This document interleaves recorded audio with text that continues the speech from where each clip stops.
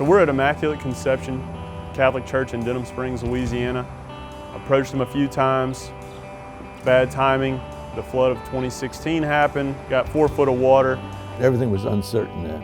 Even when we started getting back into our buildings, we were still not certain what our future would be. We were not certain how our parishioners would come back.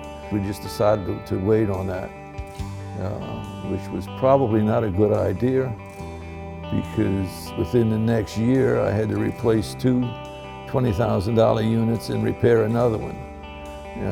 If I had gone with Star, I'd have saved a lot more money. Well, the financial planning is obvious because you know what your bill's going to be. Even when something goes wrong, even if the unit goes down, you know what your bill's going to be. The advantage to me was that I had somebody to call when something did go wrong. We got 40 units, air conditioning units on campus here. I'd come to work in the morning and say, well, which unit broke today?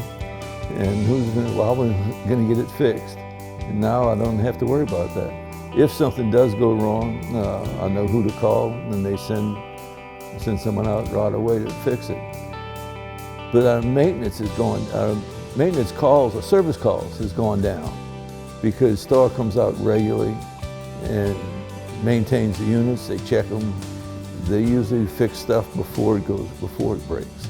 We definitely made the right decision going with Star. I told Brett there's only one thing I regret about our experience with Star, and that's that I didn't do it sooner.